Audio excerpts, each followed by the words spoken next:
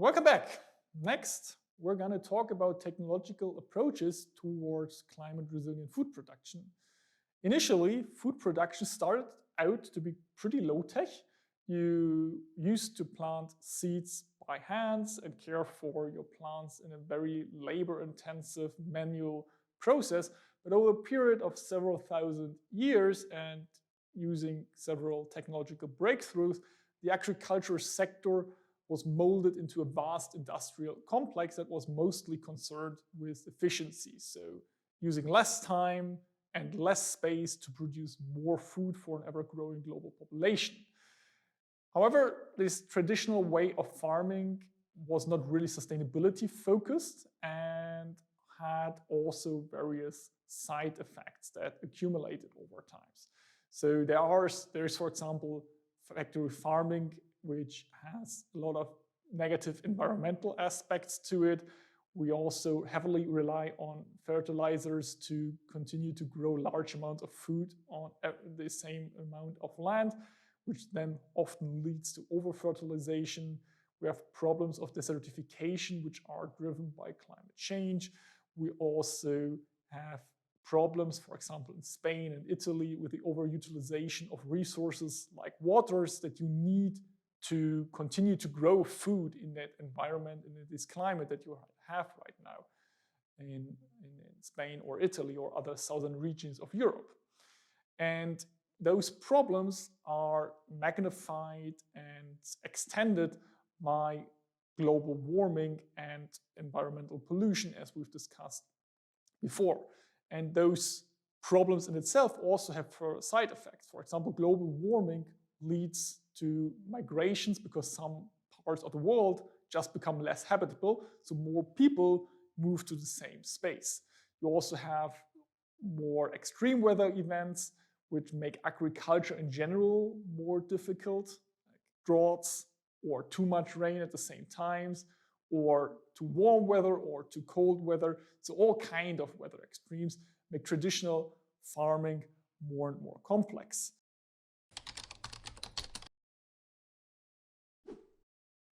Indoor farming aims to decouple an internal growth environment from external factors like weather or a polluted environment to create a perfect growth environment for your plants where they can thrive.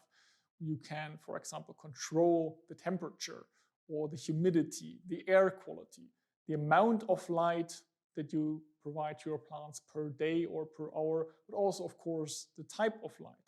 What kind of nutritions do they get? How much water do they need?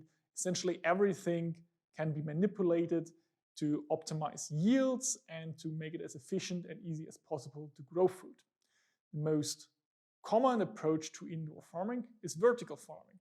As you can see in the figure to my right, where you have an example schematic that illustrates how vertical farming works in general. So despite all the growth control environments that I just listed earlier, like temperature, water, light, and nutrition control or air quality control, you also can see that the levels of plants are stacked on top of each other, which gives you quite a lot of efficiency boosts or efficiency benefits, because instead of just having 1 square meter of farmable land, you now have n times 1 square meter of farmable land, because you can just stack it on top of each other as many as you like. And this is pretty much one of the most efficient ways to do indoor farming.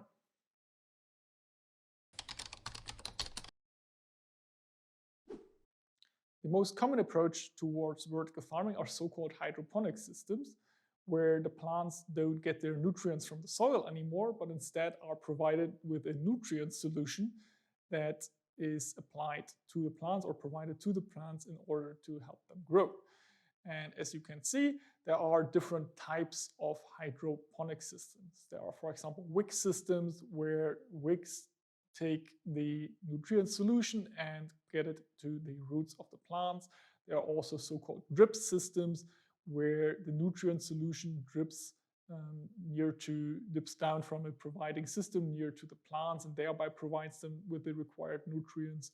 Or ebb flow system, nutrient film technique systems, or water culture systems, which are all different types of systems where the plants either all the times are submerged, or at least their roots are submerged into the nutrient film, or they are immersed into this nutrient film from time to time in regular intervals, or so on and so on.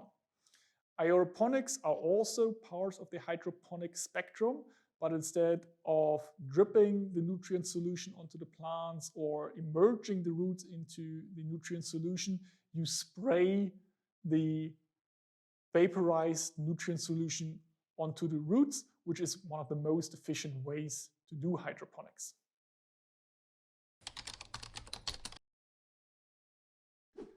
But where does the nutrient solution come from?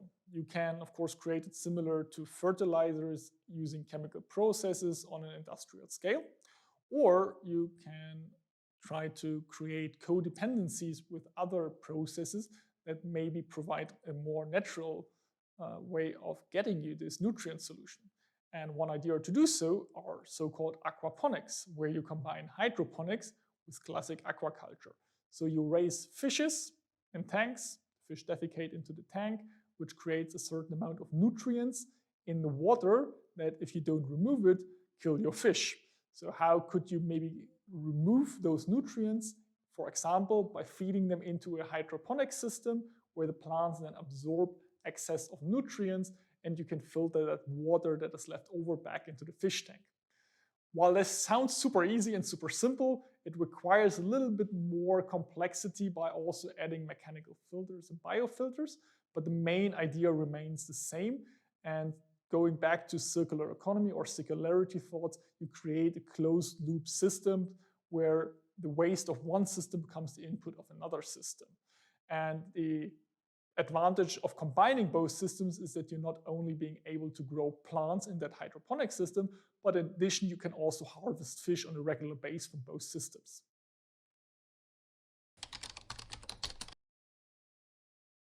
Talking about circularity, what do you do with the parts of the plants that you don't eat? Like, you have greeny leaves left over when you consume your tomatoes. Same applies to potatoes. What can you do with those leftovers? You can, for example, feed them to insects, take those insects back into the loop by feeding them to the fish. Those fish, again, defecating into the water, feeding it to the hydroponic system, thereby creating a closed loop system. That is, of course, not self-reliant on its own. You need to also add external inputs, but you dramatically increase the efficiency of a system that again and again feeds into itself.